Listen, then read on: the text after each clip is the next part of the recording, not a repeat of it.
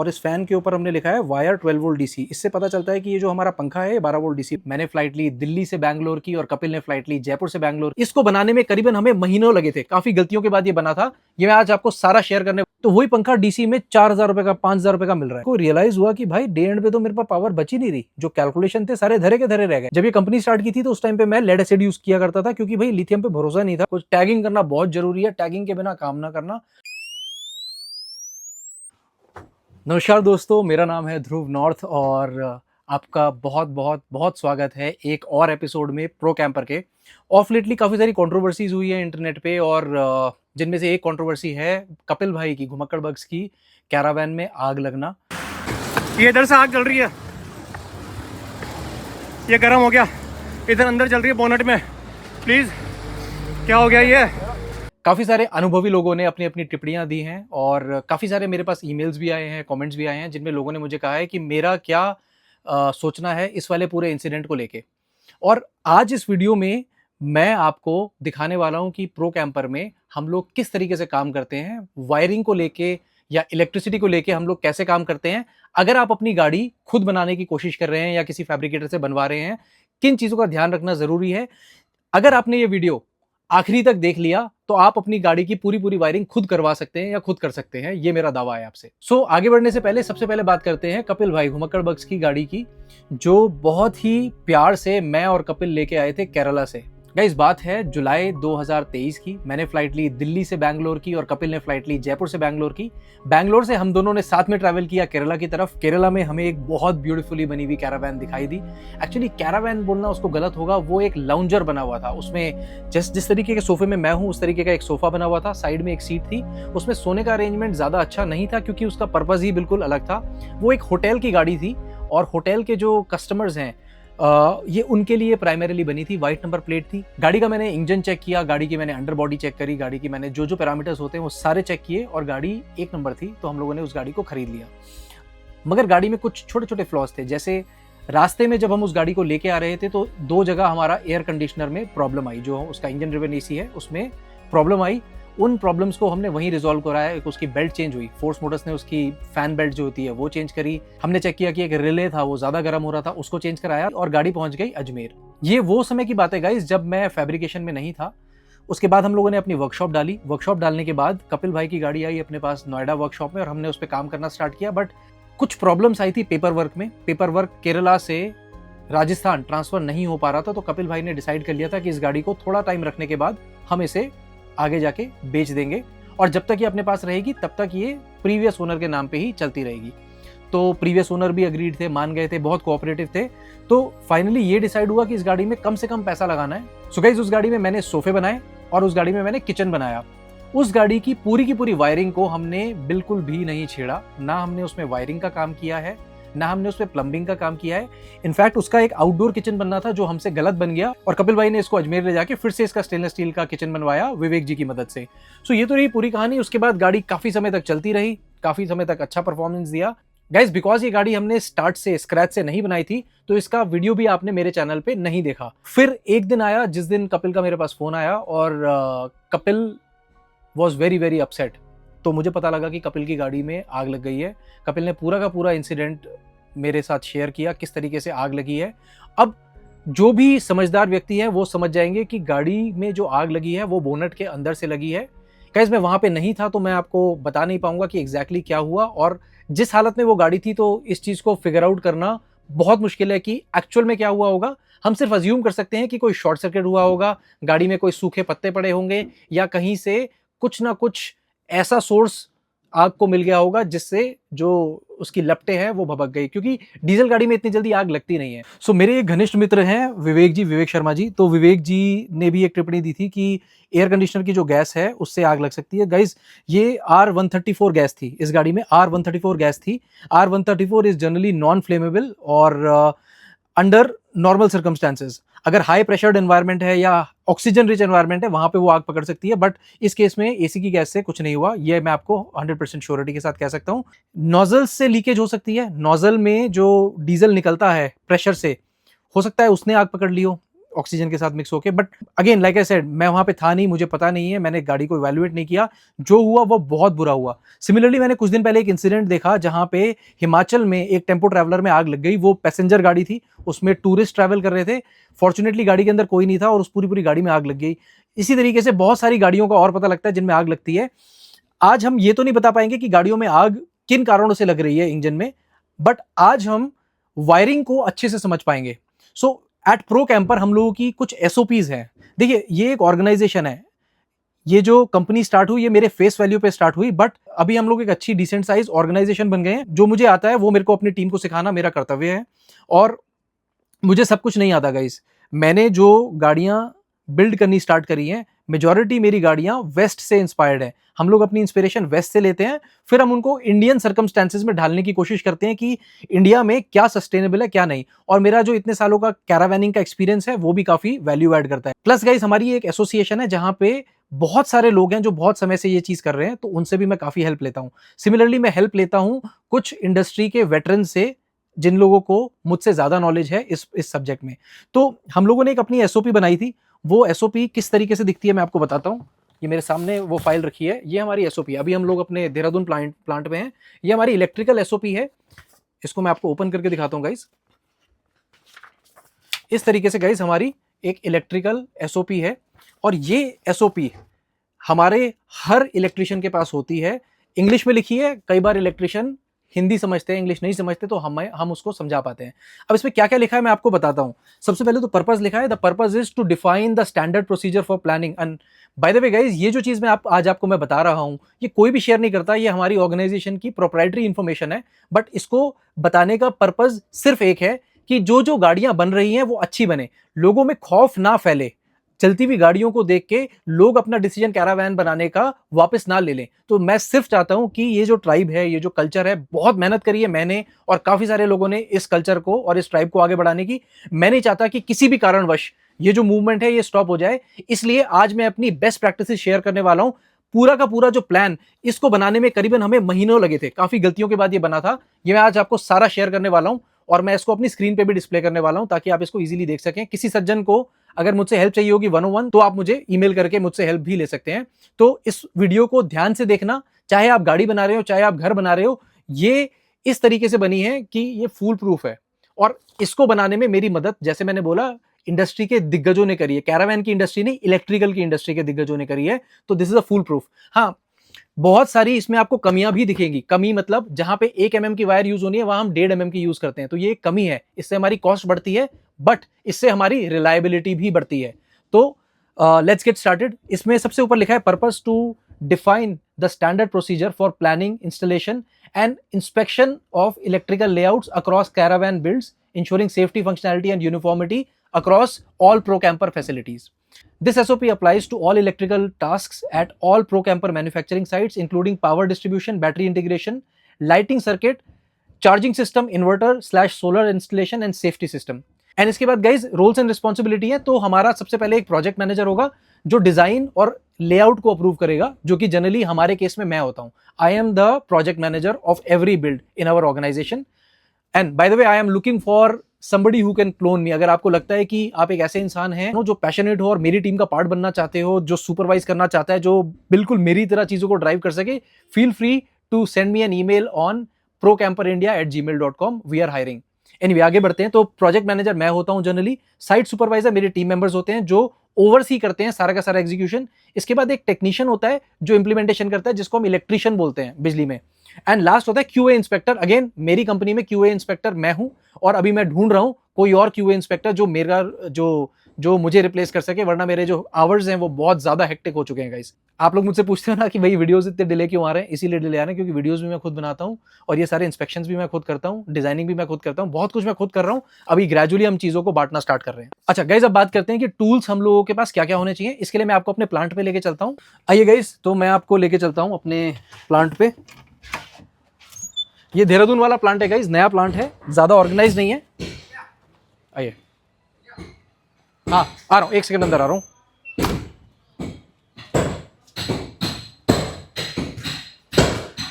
So guys, अभी ये tempo traveller है, इसके अंदर हमारी वायरिंग हो रही है।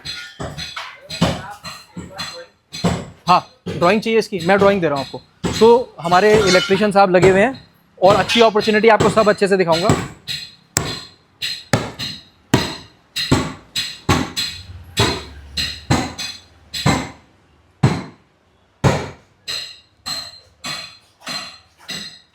देखिए गाइज, ये कुछ टूल्स हैं जो यूज़ होते हैं। ये हमारा टेस्टर हो गया, ये टेस्टर आप सबके घर में होता है। ये हमारा एमसीबी है।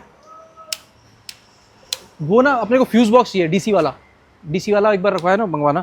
ये फ्यूज़ बॉक्स है गाइज, ये बेसिकली एमसीबी है। ये आपकी एसी सर्किट में लगती है, ये एमसीबीज लगती है। भाई रोकना 1 मिनट, ठीक है। ये एक मल्टीमीटर है गाइज, इसकी ज़रूरत आपको पड़ने वाली है। ये बहुत इंपॉर्टेंट टूल है, ये बताएगा आपको कहीं पे करंट का लीकेज है, करंट आ रहा है नहीं आ रहा, कनेक्शन सारा सर्किट सेट करेगा। मिल गया, यही है। ये हमारा एक डीसी का फ्यूज़ बॉक्स है गाइज, ये डीसी का फ्यूज़ बॉक्स है। इस तरीके से हमारा डीसी का फ्यूज़ बॉक्स दिखाई देता है गाइज। बेसिकली इसमें फ्यूज़ लगते हैं एम्पेयर्स के हिसाब से, यहाँ पे माइनस, यहाँ पे प्लस का कनेक्शन होता है। ये डीसी का है। इसके अलावा ये है सोल्डर आयरन। इससे हमारे जो वायर्स हैं, हम डायरेक्टली वायर्स को घुमा के नहीं करते हैं, हम वायर को सोल्डर करते हैं, उसके बाद उसमें हीट स्लीव डालते हैं। ये हीट स्लीव होती है, this is the heat sleeve. इसको आप एक टुकड़ा लेके वायर के ऊपर डालते हो और इसके बाद आपका प्रेस चलती है, प्रेस से ये चिपक जाता है। तो हम लोग टेप का यूज़ अवॉइड करते हैं। ये हमारी स्लीव्स हैं गाइस, ये अभी मैं आपको गाड़ी में ले जाके दिखाऊंगा। अलग अलग साइज़ की स्लीव्स हैं, बेसिकली ये वायर्स के ऊपर चढ़ती हैं। ये हमारी 1 mm, 1.5 mm, 2 mm, 2.5 mm इस हिसाब से चढ़ती है। इसको आप सब लोग जानते हैं।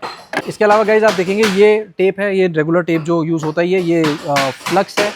इसके अलावा ये आपका भारतीय ब्रांड मैं रिकमेंड करता हूँ। ये शोल्डर है जिससे हम लोग जनरली काम करते हैं।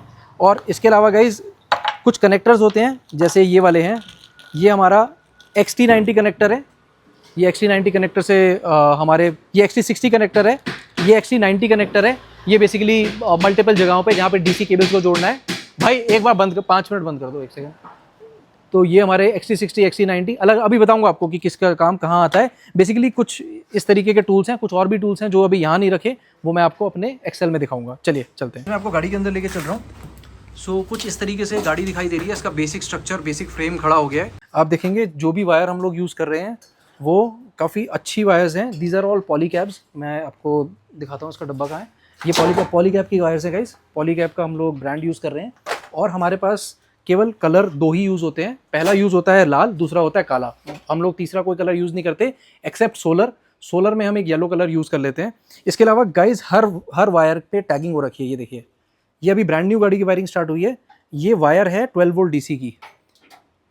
ये फ़ैन लगेगा और इस फ़ैन के ऊपर हमने लिखा है वायर 12 वोल्ट डीसी। इससे पता चलता है कि ये जो हमारा पंखा है ये 12 वोल्ट डीसी वाला है। कई बार 24 वोल्ट डीसी के पंखे होते हैं तो उसमें यहाँ पे 24 वोल्ट डीसी लग जाएगा। इस तरीके से हमारे स्टिकर्स बने हुए हैं हर चीज़ के। ये इंजन एसी हो गया, इसके अलावा ये फ़ैन हो गया, ये हंटर लाइट हो गई जो हम लगाते हैं, ठीक है। इसके अलावा हमारा सप्लाई, मेन 220 सप्लाई। इसके बाद WC के स्टिकर्स, फ्रिज के स्टिकर्स, हमारे टीवी के स्टिकर, मतलब जो इक्विपमेंट हम लोग लगाते हैं गाइस, तो जो इक्विपमेंट्स गाइस हम लोग लगाते हैं एक गाड़ी में, उन सब के स्टिकर्स बने हुए हैं। इससे फ़ायदा ये होता है कि कल को अगर ये गाड़ी कहीं पे भी खुले, किसी भी कंट्री के कोने में खुले, तो जो इसको खोल रहा है वो इसका इलेक्ट्रिकल डायग्राम देके पहचान जाए कि कौन सी चीज़ कहाँ से राउट हुई है, कैसे हुई है। सेम स्टिकर यहाँ मिलेगा, सेम स्टिकर आखिरी में मिलेगा। तो जब आप यहाँ का स्टिकर को देखते हो और यहाँ के स्टिकर को देखते हो तो आपको पता लग जाता है भाई ये 12 वोल्ट की वायर है, या ये 24 वोल्ट की है, या 220 की है, या इसमें पंखा चलेगा, इसमें लाइट चलेगी, क्या चलेगा, कैसे चलेगा, सब कुछ आपको ईजिली पता चल जाता है। दूसरी बात गाइस, एक और चीज़ मैं आपको दिखाता हूँ। हमारी जो भी वायरिंग जाएगी वो सारी की सारी उस तरफ से जाएगी। हमारी वायरिंग इस तरफ से, गाड़ी के को ड्राइवर के साइड से, यहाँ से हम लोग वायरिंग नहीं करते। अभी मैं SOP पे आपको लेके चलूँगा और आपको सारा समझा दूंगा क्यों। ये वाला हिस्से में हमारी वायरिंग होगी और जब भी कभी हमें इसको खोलना होगा तो ये इजीली खुल जाएगी, हम इजीली इसको एक्सेस कर पाएंगे। ओके गाइस, तो बैक टू माय डेस्क। अभी देहरादून वाले प्लांट में हम लोगों ने ऑफिस नहीं बिल्ड किया है, तो generally this is my office for now.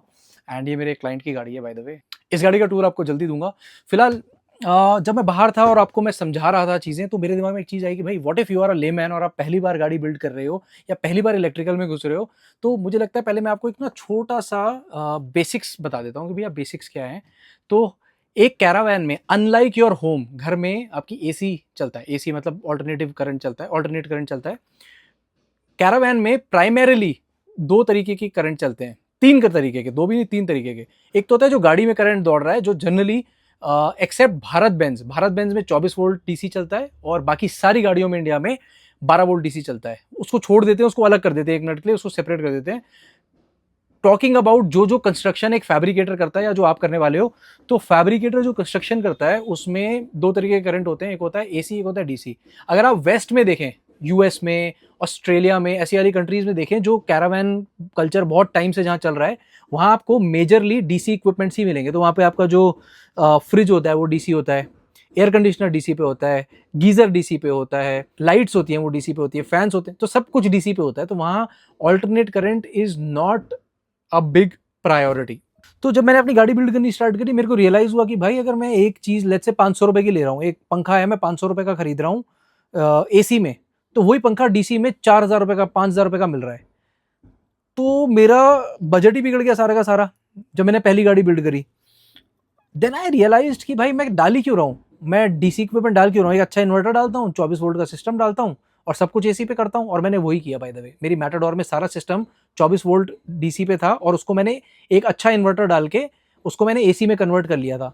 Guys इस पूरे के पूरे प्रोसेस में मैंने एक छोटी सी चीज नजरअंदाज कर दी, वो चीज थी एनर्जी लॉस। जो इन्वर्टर है आपका वो सिर्फ ऑन रहने का, आप कोई पावर ड्रॉ नहीं कर रहे हो, सिर्फ ऑन रहने का 50 वॉट खा जाता है। तो बहुत बड़ा लॉस था भाई 24 घंटे में। आप सोचो कितना बड़ा आपका लॉस हो गया, आपने 50 वॉट एक घंटे का गवा दिया है। डिपेंड करता है इन्वर्टर कौन सा है, बट जो मैं यूज कर रहा था वो 50 वॉट एक घंटे का खा जाता था। तो मेरे को रियलाइज हुआ कि भाई डे एंड पे तो मेरे पास पावर बची नहीं रही, जो कैलकुलेशन थे सारे धरे के धरे रह गए। फिर ग्रेजुअली मैंने डीसी इक्विपमेंट्स पे जाने की स्टार्ट किया। तो अभी मैं आपको ये बताना चाहता हूँ, एक कैरावैन जो हम बनाते हैं उसमें कौन सा इक्विपमेंट डीसी पे है, कौन सा एसी पे है। तो हमारा मेजरली लाइट्स जो है सारी डीसी पे होती हैं, फैंस हमारे सारे डीसी पे होते हैं, एयर कंडीशनर हमारा डीसी पे होता है, हमारा कमोड जो है डब्ल्यूसी जिसको बोलते हैं वो डीसी पे होता है। और क्या लगता है हमारा, मतलब मोटा मोटा लगभग सारे इक्विपमेंट डीसी पे ही होते हैं एट द मोमेंट। आजकल फ्रिज हो गया डीसी पे। एसी पे हम लोग एक अभी गीजर चला रहे हैं जिसको मैं अभी R&D कर रहा हूँ, आने वाले टाइम में मैं उसको भी शायद डीसी पे लेके जाऊंगा। और टेलीविजन टीवी जो है, जो डीसी वाले टीवी हैं वो बहुत महंगे हैं, और एसी वाला जो टीवी है सैमसंग का लेते हैं हम लोग जनरली 25,000 रुपये में आ जाता है। स्पीकर्स आ गए, स्पीकर्स वैसे चलते डीसी पे ही है पर पीछे से एसी देनी पड़ती है उनको सप्लाई। तो ये जो इस तरीके के इक्विपमेंट है इनको मैं अभी फिलहाल एसी पे ले रहा हूँ। Generally most of the equipments that we take are DC. अभी बात करते हैं बैटरी की। तो बैटरी की बात करते हैं, हम लोग इकोफ्लो यूज करते हैं छोटी गाड़ियों में, बड़ी गाड़ियों में लिथियम यूज करते हैं। जब ये कंपनी स्टार्ट की थी तो उस टाइम पे मैं लेड एसिड यूज किया करता था, क्योंकि भाई लिथियम पे भरोसा नहीं था, एक्सपर्टीज नहीं थी और ऐसे लोग नहीं जुड़े हुए थे साथ में जो भरोसा दिला सकें कि भाई सेफ है। टेस्टिंग नहीं करी थी। अभी मैंने जो मेरे वेंडर्स हैं सारे टेस्टेड वेंडर्स हैं, उनकी फैसिलिटीज में जाके मैंने खुद देखा है, टेस्टिंग करी है, टेम्परेचर्स देने के बाद देखा है कि ये फट नहीं रही। मतलब वो डर था मेरे को पहले, अभी क्लियर हो गया है। अभी हम लोग मोस्टली लीपो की तरफ जाते हैं बड़ी गाड़ियों में, योद्धा से अबव एनी गाड़ी हम लोग लीपो की तरफ जाते हैं। छोटी गाड़ियां हो गई, इको हो गई या कार कैरावैन्स हो गए, उनमें इको फ्लो दे देते हैं मोस्टली। इस वीडियो में मैं दो टर्म्स यूज करने वाला हूँ, इनफैक्ट नहीं करते, एक ही टर्म यूज करता हूँ, ईजी रखता हूँ आपके लिए बिल्कुल। MM यूज करेंगे। MM हो गया थिकनेस, हम थिकनेस जो है वायर की उसको MM में बात करेंगे। जनरली AWG यूज होती है जिसको बोलते हैं अमेरिकन वायर गॉज। तो बेसिकली ये एक यूनिट है जो वेस्टर्न कंट्रीज में यूज होती है, आप उन लोगों को वही AWG यूज करते हुए सुनोगे, और हम लोग MM यूज करते हैं। अंतर कुछ नहीं है, बस यूनिट्स का फर्क आ जाता है। जैसे किलो में और पाउंड में अंतर आता है, या जैसे डॉलर में और रुपी में अंतर आता है, ऐसे ही छोटे मोटे अंतर है। MM में बात करते हैं, सबको समझ में आता है MM इंडिया में। अब मैं गाइस आपको एक ना वायरिंग डायग्राम भी दिखा देता हूँ, बेसिक वायरिंग डायग्राम है ये, जो सब कुछ समझाता है। और कनेक्टर्स के बारे में बात करते हैं, ये हमारी SOP का ही पार्ट है। बेसिकली कल को कोई नया इलेक्ट्रिशियन ज्वाइन करे जिसने ITI किया हो तो उसको ये पढ़ने के बाद सब समझ में आ जाएगा। ये हमारा एक बेसिक लेआउट है। अच्छा, इस बेसिक लेआउट को मैं आपको समझाता हूँ गाइस। ये हमारा इनपुट सेक्शन है, यहाँ पे सोलर से इनपुट आ रहा है, ऑल्टरनेटर से इनपुट आ रहा है, ग्रिड से इनपुट आ रहा है, जेनसेट से इनपुट आ रहा है। जो सोलर का इनपुट है वो MPPT पे गया, ऑल्टरनेटर का इनपुट DC कन्वर्टर पे गया, ग्रिड और जेनसेट का इनपुट सॉकेट पे गया, जो हमारा ग्रिड सप्लाई का सॉकेट होता है बाहर पे।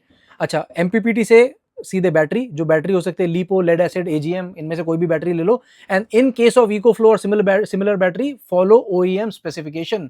तो ये इको फ्लो पे अप्लाई नहीं होता, ये किसी सर्वार्थ उस तरीके के जो ब्लू 80 इस तरीके के जैकरी टाइप के जो पावर पैक्स आते हैं उन पे नहीं अप्लाई होता, उनमें बहुत कुछ अलग होता है।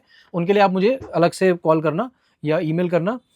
तो ऑल्टरनेटर से आया DC कन्वर्टर में, और उसके बाद आ गया बैटरी में। ठीक है जी। ग्रिड और जेनसेट से आया सॉकेट में, सॉकेट से डायरेक्टली आपका एक चार्जर लगेगा यहाँ पे, उस चार्जर के थ्रू आ गया लिपो में, अभी उसको भी मैं आपको बताऊंगा। अच्छा, बैटरी कनेक्टेड है इन्वर्टर से, इन्वर्टर गया एसी की एमसीबी पे। बैटरी कनेक्टेड है स्टेप डाउन कन्वर्टर पे। अगर हम 24 वोल्ट के सिस्टम पे काम करते हैं मेजरली। अब किसी का सवाल हो सकता है कि भैया 12 वोल्ट पे क्यों नहीं करते, तो रीजन ये है कि गाइज 24 वोल्ट पे हमें पतली वायर लेनी पड़ती है, 12 वोल्ट पे मोटी वायर लेनी पड़ती है। 12 वोल्ट पे आग लगने के खतरे ज्यादा है, 12 वोल्ट अवॉइड करो, 24 वोल्ट पे काम करो, ये मैं बता रहा हूँ शॉर्ट में। तो जो ये बैटरी है इसको हमने फिर 24 से काफी सारे इक्विपमेंट ऐसे, मेरे पंखे हैं जो मेरे, वो पंखे मेरे 12 वोल्ट पे ही आते हैं, तो मैं उनको 24 वाले मंगवाऊंगा, बहुत महंगे हो जाएंगे, तो मैं 12 पे यूज करता हूँ, मगर स्टेप डाउन करके करता हूँ। तो स्टेप डाउन कन्वर्टर यूज करते हैं 30 एम्पेयर का, उसमें 24 वोल्ट जाता है, 12 वोल्ट निकलता है, 30 एम्पेयर तक की चार्जिंग आ जाती है। इसके अलावा जो डायरेक्ट डीसी है, जैसे 24 वोल्ट का कनेक्शन है, वो डायरेक्ट डीसी हमारा पूरे जैसे डब्ल्यूसी में डायरेक्ट डीसी लग जाता है, एसी में डायरेक्ट डीसी लग जाता है 24 वोल्ट का। अब ये जो चीजें हैं ये जाएंगी डीसी की एमसीबी पे। डीसी का फ्यूज बॉक्स होता है जो मैंने अभी आपको पहले दिखाया, फ्यूज बक्से में जाएंगी, उसके बाद आगे बढ़ेंगी। एंड फ्यूज बॉक्स और एमसीबी के बिना काम नहीं करना गाइस। क्यों नहीं करना? क्योंकि कभी कोई शॉर्ट सर्किट होता है, वायर गर्म होती है, कोई भी ऐसी सिचुएशन होती है, तो टक करके आपका फ्यूज उड़ जाएगा, घर नहीं जलेगा। ये जो गाड़ी है आपकी, ये घर है, ये जलेगा नहीं, आपका फ्यूज उड़ जाएगा। तो फ्यूज डालना बहुत ज्यादा जरूरी है। मैंने दिखाया था XT60 पोर्ट, ये रहा, ये देखो, ये XT60 पोर्ट है, और ये हो गया एंडरसन कपलर, ये SB120 एंडरसन कपलर है। तो ये हमारा डीसी केबल्स को कनेक्ट करने के लिए यूज होता है मेजरली। ठीक है, तो अब ये जो एसओपी है, मैं इसको आपको एसओपी के थ्रू ही लेके चलूंगा गाइस। एसओपी के थ्रू आपको ना थोड़ा सा इजी होगा समझना चीज़ों को। तो मैंने रोल्स रिस्पॉन्सिबिलिटी बता दिया, मटेरियल टूल। अच्छा, अब मेरी ना पूरी एक शीट बनी हुई है गाइस, ये पूरी की पूरी शीट देखोगे आप, यहाँ से शुरू हुई है और ये पूरी एक एक्सेल बनी हुई है, ये मैं आपके साथ शेयर करूंगा। आप लोग भी इसको फॉलो करो, फॉलो करते जाओ, आपको कहीं कोई दिक्कत नहीं आने वाली। तो इसमें बेसिकली हमने 4 सेक्शन बनाए हैं। पहला सेक्शन बनाया इक्विपमेंट का, दूसरा डीसी 24 वोल्ट, डीसी 12 वोल्ट और एसी 220 वोल्ट। अब होगा क्या कि जैसे मेरा फैन है, तो अगर 24 वोल्ट का फैन है, इसमें ऊपर लिखा है pure copper FR grade wire, thickness इन mm, हेवेल्स/पॉलीकैब। तो पॉलीकैब या हेवेल्स की हम केबल यूज कर सकते हैं। तो गाइज मैंने क्या किया, इसको ना बड़ा सिंपल कर लिया, आप कट कॉपी पेस्ट कर लेना, आपके साथ शेयर कर दूंगा, ईजी हो जाएगा। ये अगेन अकेले नहीं बनाया है, सब कुछ ट्राइड टेस्ट करने के बाद बनाया है। तो मैं आपको एग्जांपल देता हूँ। इक्विपमेंट मेरा आ गया फैन मेरा 24 वोल्ट पे भी आता है, तो एक mm की वायर, डीसी में भी आता है, डीसी 12 वोल्ट पे भी आता है, तो 1 mm की वायर, एसी 220 में भी आता है मेरा फैन, 1 mm की वायर पे काम हो जाएगा। लाइट्स आ गया, सिमिलरली आगे चले गए। डब्ल्यूसी, मेरा डब्ल्यूसी 24 वोल्ट पे आता है, उसमें हम 2.5 mm की वायर डालेंगे। अगर 12 वोल्ट पे यूज कर रहे हैं डब्ल्यूसी, तो 4 mm की वायर यूज करेंगे। गैस ऑफ में डलता है, तो गैस ऑफ 220 एसी में आता है, उसमें 1 mm की वायर डलेगी। फ्रिज आ गया, फ्रिज डीसी आता है, तो मेरा जो फ्रिज होता है वो डीसी 12, डीसी 24, एसी 220 सब पे चलता है। तो टीवी का सिमिलरली 1.5 mm की वायर डालेंगे। जनरली कॉमन प्रैक्टिस है घरों में, टीवी जो चलता है वो 1 mm पे होता है। आप इसको पूरा फॉलो कर लो, इसमें सब कुछ है। देखो, स्पीकर्स का डाला है, हंटर लाइट का डाला है, ऑनिंग का डाला है, वाटर सेंसर का डाला है, डीसी का एग्जॉस्ट पंप का डाला है, पंप्स का डाला है, बैटरी चार्जर 50 एम्पेयर, भाई इसमें 10 एम्पेयर की केबल डाली है 24 के लिए, 10 एम्पेयर की केबल डाली है 12 के लिए, और 4 mm की केबल डाली है इनलेट के लिए। जो आपका मान लो ये चार्जर है, तो चार्जर के इस तरफ से आपका यहाँ से एसी आ रहा है, तो यहाँ पे 4 mm की एसी की केबल डलेगी। इधर से आपका आउटपुट जा रहा है, तो आउटपुट में अगर आप 24 वोल्ट यूज करो तो 10 mm की डलेगी। अगर आपका 50 एम्पेयर पे ही 12 वोल्ट जा रहा है, तो स्टिल आपकी 10 mm की डलेगी। फिर और भी देखता हूँ किसमें ज़्यादा है। स्टेप अप कन्वर्टर 12 से 24, जो डीसी डीसी कन्वर्टर चलता है भाई, डीसी डीसी में आपका जो 12 वोल्ट का है साइड, उसमें हम देते हैं 16 mm की वायर, और जो आपका आउट वाला साइड है, इन वाले साइड में दे रहे हैं 16 mm, और आउट वाले साइड में दे रहे हैं 10 mm का। ठीक है, सीसीटीवी में RG59 cable, RCA plug and play cable and CAT5 cable. तो सीसीटीवी की अलग केबल्स डलती हैं। टेलीफोन अगर आप डालते हो तो उसमें भी अलग केबल डलती है, टेलीफोन की जो पुरानी केबल्स आती थी वो वाली डलती हैं। इसके अलावा गाइज एयर कंडीशनर की बात करते हैं। जो हमारा स्प्लिट एसी डालते हैं, घर वाला एसी है जो इस गाड़ी में भी लगा हुआ है, उसमें हम 4 mm की केबल डालते हैं, एसी में होता है वो। और जो डीसी वाले एसी होते हैं जो 24 वोल्ट या 12 वोल्ट पे डालते हैं, तो 12 वोल्ट वाले पे हम 16 mm की वायर डालते हैं, और जो आपका 24 वोल्ट पे एसी चलता है। And by the way these AC, मैं बात कर रहा हूँ उस एसी की जो 1000 वॉट तक है। तो 1000 वॉट तक का एसी जो है अप्रोक्सीमेटली 10 mm की डलती है 24 में, 16 mm की डलती है 12 वोल्ट में, अगर आप 12 वोल्ट लेते हो। जो इंजन एसी डलता है उसमें जो भी केबल आती है, हम स्पेसिफिकली उसको 2.5 mm की 12 वोल्ट की डलवाते हैं। देखो, एक छोटा सा रूल हम फॉलो करते हैं, जितनी रिक्वायर्ड है उससे थोड़ी मोटी डाल दो, उसमें सिर्फ पैसा एक्स्ट्रा खर्च होता है, मगर पीस ऑफ माइंड बिल्कुल रहता है। इसको आप प्रॉपर पूरा एक बार अगर आप देख लोगे तो आपको समझ में आ जाएगा। आपको जैसे ग्रिड, अभी मेरे जो इलेक्ट्रिशियन लगे हुए हैं, ये इलेक्ट्रिशियन जो भी काम करेगा, अब उसको पता है ये केबल छोड़ रहा हूँ एग्जॉस्ट फैन की, तो उसको यहाँ पे दिख जाएगा कि भैया कौन सा वाला छोड़ना है। बड़ा इजी हो जाता है इससे। तो अब बात करते हैं कि हम लोग कैसे प्लानिंग करते हैं। भैया मैंने अब ड्राइंग बना दी, सब कुछ बना दिया, अब इलेक्ट्रिशियन को मेरे को एक डाउनलोड देना है, जो कि मैं नहीं देता हूँ, वो मेरा जो सेकंड लेवल होता है, जो सुपरवाइजर है वो देता है। तो उसका काम होता है कि मार्किंग करके देगा कि भाई यहाँ मेरा फैन आना है, यहाँ स्विच बोर्ड आना है, सब कुछ पहले डे 1 पे आपको पता होना चाहिए कि कहाँ पे कौन सी चीज आ रही है, तब जाके आपकी इलेक्ट्रिकल प्रॉपर हो पाएगी। अगर आपके पास सोर्सेज है तो इलेक्ट्रिकल लेआउट बनवा लो, लेआउट बनवा लोगे तो और ईजी हो जाएगा। लेआउट नहीं भी है तो आप हाथ से मार्किंग करो कि भैया यहाँ पे माइक्रोवेव आ रहा है, ये फ्रिज आ रहा है, तो फ्रिज का वायरिंग ऐसे आ गई, उसमें टैगिंग कर दी। सब कुछ टैगिंग करना बहुत जरूरी है, टैगिंग के बिना काम ना करना।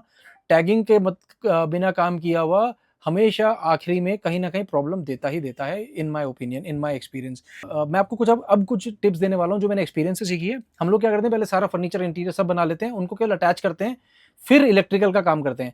तो इलेक्ट्रिकल काम करने से पहले सारी फिटिंग उतरती है, हमें पता लग गया, हमने पूरी गाड़ी बना दी, हमारे सारे ओवरहेड टंग गए, सब कुछ हो गया, और उसके बाद सब कुछ उतारा। अब मुझे पता था किसकी जगह कहाँ है, ताकि हमारी वायर को आगे पीछे ना करना पड़े। दूसरा, प्रॉपर कलर कोडिंग, लाल और काली। मार्केट में नीली, पीली, हरी, सफेद, भाई इंटरनेशनल मार्केट में हर कलर का एक मतलब है।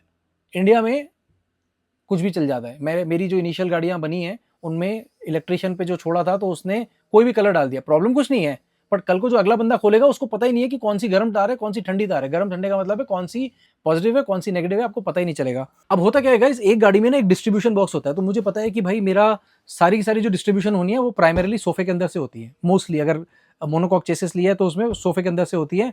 अगर हमने कोई लैडर चैसी फ्रेम लिया है, जैसे बस बॉडी है, तो उसमें हम डिक्की बना के भी डाल सकते हैं, बट मोस्टली आप मान के चलिए सोफों के अंदर से या कोई ऐसी जगह से, कोई अलमारी से, वहां से हमारा डिस्ट्रीब्यूशन होता है। तो एक इतना मोटा गुच्छा बनता है वायर का। अब गुच्छे बनते हैं हमारे दो, एक बनता है डीसी का और एक बनता है एसी का। उन सब में स्लीव्स डली होती हैं और इन गुच्छों को भी थोड़ा थोड़ा दूर रखा जाता है। अब इस बात करते हैं कि मेरे से क्या क्या गलतियां हुई थी जब मैंने स्टार्ट किया था, क्या क्या चीजें थी जो मैं शायद बेटर कर सकता था। अंडरसाइज्ड केबल, भाई केबल हमेशा ना एक एक फीट एक्स्ट्रा काट के चलो, ठीक है ना। कब आपको जरूरत पड़ जाए आपको पता नहीं, एक एक फीट एक्स्ट्रा लेके चलो। हाँ, जब आपका लगे कि सब कुछ फिट हो गया है, एक लूप बनाओ छोटा सा और पीछे छोड़ दो। फ्यूज ना यूज करना या गलत फ्यूज यूज करना ये बहुत बड़ा पाप है। नो लेबलिंग, लेबलिंग ना करना बहुत बड़ी प्रॉब्लम है। हम लोगों ने स्टार्टिंग में जो लेबल बनाए थे, हमने स्टार्टिंग से ही लेबलिंग करी है, बट जो इनिशियल डेज की लेबलिंग है वो कैसे करी थी, एक आपका मास्किंग टेप आता है, मास्किंग टेप का टुकड़ा काटा, हाथ से लिख दिया, बाय द टाइम गाड़ी कंप्लीट होती है सब मिट जाता था। तो अपने स्टिकर्स, मैं आपको स्टिकर्स दे देता हूँ सारे के सारे, आपको स्टिकर का फॉर्मेट दे दूंगा, आप इनको प्रिंट निकलवा लो अच्छा सा, और इनको आप अपना कहीं पे अपनी पूरी वायरिंग में लगा लो, ईजी रहेगा आपके लिए। और इसके बाद हो गया लूज कनेक्शन गाइज। अब भाई ये बहुत बड़ा प्रॉब्लम है। अगर आप आईटीआई का नॉलेज रखते हो या अगर आपका इलेक्ट्रिशियन आईटीआई का नॉलेज रखता है, तो एक वायरिंग को करने का एक तरीका होता है, ठीक है। फूल प्रूफ तरीका बताता हूँ, देखो सबका अपना तरीका है। कोई एक वायर ऐसे पकड़ता है, एक वायर ऐसे पकड़ता है, दोनों को ऐसे करके घुमा दिया, टेप मार दिया, वो मत करो, ठीक है। सबसे पहले एक स्लीव डालो, वायर में एक स्लीव डलेगी, उसके बाद इसके दो कोने हुए, इसके दो कोने हुए, घुमाओ घुमाओ। मैं आपको ये करके दिखाता हूँ अभी। तो भाई मैं ना सामान ही ले आया, मैंने कहा यार करके दिखा देते हैं एक बार। तो ये वायर है, इसको दो हिस्सों में डिस्ट्रीब्यूट कर देते हैं, ये कट गई दो हिस्सों में। तो मैंने वायर को क्रिम्प कर लिया। लेट्स से मेरे को ये दो वायर जोड़नी है। मैं आपको आसान तरीका बता रहा हूँ, बेस्ट तरीका ये है कि आप इनको सोल्डर कर दो, ठीक है। इसको बोलते हैं हीट श्रिंक ट्यूब, इसके अलग अलग साइज आते हैं, अमेजोन पे मिल जाएगा, इधर उधर धक्के खाने की जरूरत नहीं है, ठीक है। अब आपने ये दो वायरों को आपस में जोड़ना है। तो इसको कैसे जोड़ोगे, देखा है मैंने, लोग ऐसे करके कट कट कट घुमा देते हैं, टेप मार दिया, हो गया। भाई ऐसे नहीं करना। सबसे पहले इसकी आधी, आईटीआई में ये सिखाया जाता है आपको। सबसे पहले आधी वायर ली, आधी वायर इसको, ये देखो टाइम कंज्यूमिंग है, अच्छी चीज़ बनाने में टाइम लगता है, ठीक है। आधी ली, इसको ऐसे खोल दिया, अगला लिया, अगली की आधी ली। कॉपर की केबल लेना भाई, कॉपर की केबल्स होनी चाहिए, ऐसे ही ऐसे कर दिया, ठीक है। इस तरीके से ये लूप बन गया। अब इनको इधर वाली को इधर से जोड़ दो। अच्छा, अगेन हैविंग सेड दैट, ये कोई ऐसा कोई स्टैंडर्ड नहीं बता रहा हूँ मैं कि यही होना है, ऐसा ही होना है, बट ऐसा कर लोगे तो अपने लिए तो ईजी होता है ऐसा करने से। ये इस तरफ से जुड़ गया, ये इस तरफ से जुड़ गया, ठीक है। इसके बाद इसमें हीट स्लीव पहले डलनी होती है, तो हम जो हीट श्रिंक है अभी फ़िलहाल हमने पहले से नहीं डाली, तो हम इसको बाद में डालेंगे। इस तरीके से ये हमारा हीट श्रिंक ऊपर आ जाएगा। फिलहाल ये छोटी कट गई है। बेस्ट तरीका ये है कि आपने ये हमारा जॉइंट और उसके बाद आपने इसको सोल्डर कर दिया, तो उसके बाद आपको ये कहीं नहीं जाएगा। मगर प्रॉब्लम क्या है कि हमारे यहाँ जो लेबर है ना, वो थोड़ी आलसी है, जहाँ आप इधर उधर हुए थोड़ा बहुत, वो अपने आप ही जोड़ना स्टार्ट कर देगी। इसलिए ये आसान तरीका है, इसको डालो यहाँ पे। अब आप अपना जो एक आपका वो आता है, हीट गन आती है, हीट गन से करा, ये ऐसे आपस में चिपक जाएगा। और ये वाला जो जॉइंट है गाइज, ये फेयरली स्ट्रॉन्ग होगा एक रेगुलर जॉइंट से। तो again like I said best तरीका है शोल्डरिंग, बट अगर शोल्डरिंग नहीं हो पा रही तो आप इस तरीके से इसको जोड़ लें। सो गाइस ये हो गया सारा बेसिक नॉलेज। इसके बाद अब क्या होगा, जो एक गाड़ी की वायरिंग होती है वो दो हिस्सों में होती है। एक होती है स्ट्रक्चरल फेज में। तो अभी क्या है, जैसे हमारी गाड़ी मैंने आपको दिखाई, अभी इस गाड़ी ये रॉ है, नेकेड है, इसमें केवल लोहा लोहा दिख रहा है आपको। तो सारी वायरिंग घूम जाएगी, सब कुछ हो जाएगा, सब पता लग जाएगा, और पॉइंट ए से पॉइंट बी की सारी कनेक्टिविटी टेस्टिंग हो जाएगी, सारी की सारी इसमें टैगिंग हो गई। इसके बाद क्या होगा, अब इसमें हमारा इंसुलेशन स्टार्ट होगा। इंसुलेशन होने के बाद वायरिंग को छेड़खानी करना पाप है। तो इंसुलेशन हो गया, इंसुलेशन में हमारे पफ पैनल्स आ गए जो अगेन एफआर ग्रेड के होने चाहिए, और उसके बाद एक्सपैंडिंग फोम आ गया, नाइट्राइल की शीट्स आ गई जो कि आपकी साउंड डैम्परिंग करेंगी। उसके बाद अब आपका जो बाहर की लेयर लगेगी, जो बाहर की चद्दर लगेगी, जैसे ये आप देख रहे हैं कि मेरे बगल में ये जो है, ये जो लगेगी, इसमें छेद होते हैं, इसमें से वायर बाहर आएगी। ठीक है, तो अब जैसे मेरा स्विच बोर्ड आया या स्पीकर आया, तो इसके पीछे से वायर आ रही है, तो वहाँ छेद होगा, वो वायर बाहर आएंगी, वायर के जो टैग्स हैं वो बाहर लटकते रहेंगे। पूरी गाड़ी बन गई। अब पूरी गाड़ी जब कंप्लीट हो जाएगी, फिर ये स्विच बोर्ड, सॉकेट, इलेक्ट्रिकल का अटरम शटरम जो भी चीजें हैं वो सारी लगनी स्टार्ट होंगी। तो ये हो गया अपना लास्ट। अब ये आपकी गाड़ी पूरी बन के तैयार हो गई, सब कुछ हो गया। अब हमने करनी है टेस्टिंग। टेस्टिंग के अपने अलग कुछ पैरामीटर्स हैं, मैं आपको एक बार पढ़ के सुनाता हूँ और मैं आपको स्क्रीन पे भी दिखा रहा हूँ। सो टेस्टिंग का अपना पहला पैरामीटर है गाइज, कंपोनेंट इंस्टॉलेशन एक पॉइंट होता है। इससे पहले mount inverter, charger, control panels as per layout, ensure exhaust fans for keeping the box cool. अगर आपने बैटरी बॉक्स बनाया है, उसमें एग्जॉस्ट फैन लगेगा, इनलेट की जाली कटेगी और एक एग्जॉस्ट फैन लगेगा। इनलेट की जाली से हवा अंदर आएगी। सर्कुलेशन कुछ इस तरीके से देना है कि वो गर्म हवा को लेते हुए अपने साथ बाहर चले जाए, आसपास, बिल्कुल पास पास नहीं होना चाहिए। आपका जो सर्कुलेशन है वो प्रॉपर होना चाहिए। Install switch board, lighting fixture, securely connect battery bank to power distribution. SB120 connector के थ्रू अपनी आप बैटरी पैक को अपने इन्वर्टर के साथ, चार्जर के साथ, बाकी इक्विपमेंट के साथ जोड़ सकते हैं। Install voltmeter. वोल्टमीटर देखो ऑप्शनल है, लगाना लगाओ, नहीं लगाना मत लगाओ। आजकल जो लिथियम बैटरीज हैं सबके साथ एक एप्लीकेशन आती है और सब आपको बता देते हैं कितनी पावर है कितनी नहीं है। आते हैं लास्ट पॉइंट पे, which is testing and inspection. Check for leaks using tester and multimeter. भैया सबसे आसान तरीका, ग्रिड सप्लाई लगाओ, टेस्टर से इधर उधर लोहे के पार्ट से करो, आपको दिख जाएगा। सेकंड लेवल पे अगर मिलती है कहीं पे लीकेज, तो आप उसको मल्टीमीटर से चेक कर सकते हो। तो अगर आपका लीकेज मिलती है, कहीं ना कहीं आपका कोई इक्विपमेंट ऐसा है जो लीक कर रहा है पावर को। दूसरी चीज, मेरे साथ एक बार क्या हुआ, मैं अहमदाबाद वाले प्लांट पे था। अब गाड़ी में लीकेज दिखा रहा है, मैंने लगाया टेस्टर और गाड़ी उसमें लाइट आ रही है, एसी में लगाओ बाहर लाइट आ रही है। भाई परेशान परेशान परेशान, 3 दिन हो गए करते करते करते। बाद में पता चला कि वो जो 3 फेज का कनेक्शन आ रहा है उसी में कहीं पे लीकेज है पीछे की। जब मैं जेनसेट से पावर दे रहा था तो लीकेज नहीं, जब मैं 3 फेज से दे रहा था आ रही थी। तो आप घबराना नहीं, कभी अगर ऐसी सिचुएशन आए कि आपकी गाड़ी में लीकेज दिखा रही है, आपने हर जगह टेस्ट कर लिया कि लीकेज कहाँ से आपको नहीं मिल रही, तो कुछ नहीं करना, आपने अपनी पावर सोर्स चेंज करके देखनी है। ट्राई करो जेनसेट से दे दो या किसी और इन्वर्टर से दो, फिर देखो लीकेज आ रही है कि नहीं आ रही है। एक आपको बहुत इंटरेस्टिंग बात बताता हूँ गाइस, जो ग्राउंडिंग केबल होती है, ये जो गाड़ियां चल रही हैं ये टायर पे खड़ी है, टायर है रबर पे। इन गाड़ियों में जनरली ग्राउंडिंग होती नहीं है। अब हम लोगों ने एक सरकारी गाड़ी बनाई थी जिसमें बेसिकली हमने मेमोग्राफी मशीन डाली। तो बाय द वे जिन लोगों को नहीं पता, हम लोग काफ़ी बड़े बड़े कमर्शियल प्रोजेक्ट्स भी करते हैं। जैसे हम पूरी की पूरी एम्बुलेंसेज भी बनाते हैं, हम लोग स्पेशल पर्पस व्हीकल बनाते हैं, हम लोग पूरे पूरे हॉस्पिटल्स ऑन व्हील भी बनाते हैं। तो एक प्रोजेक्ट आया था अपने पास जिसमें आपको एक 3 कोर केबल डालनी पड़ी हमें, एक मेमोग्राफी मशीन, मेमोग्राफी होती है कैंसर डिटेक्शन की मशीन, वो कैंसर डिटेक्शन की मशीन डाली। उसके साथ एक क्लाइंट ने मांगा था कि मुझे ग्राउंडिंग केबल चाहिए। तो ग्राउंडिंग केबल कैसी थी, जो आपका थर्ड ये मोटा वाला पिन होता है जो सॉकेट के टॉप में होता है, उसकी केबल जाती है। उस केबल के साथ हम लोगों ने एक बहुत बड़ी रॉड दी थी। तो गड्ढा करना पड़ता था 2 फीट का, उसमें नमक डालना पड़ता था और कोयला डालना पड़ता था, तब जाके ग्राउंडिंग प्रॉपर हो पाती है।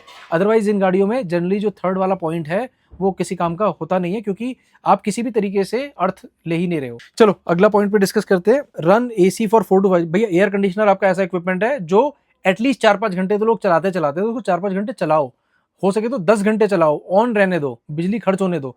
टेस्टिंग होगी, पता लगेगा कहीं गर्म तो नहीं हो रही कोई वायर, चेक करो वायर्स को, गर्म तो नहीं हो रही है, एसी फेल तो नहीं हो रहा, पानी तो नहीं फेंक रहा गाड़ी के अंदर एसी।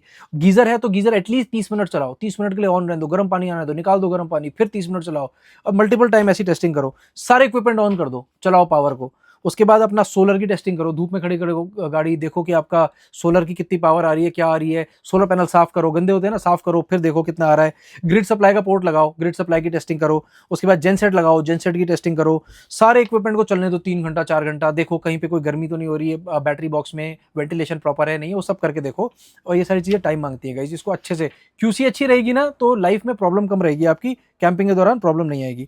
एक लास्ट भाई एक टिप जो सेफ्टी के पॉइंट ऑफ व्यू से हम लोगों ने बनाया है, ये हमारे एम्प्लॉयज़ के लिए बनाया है और ये जनरली आप भी फॉलो कर सकते हैं।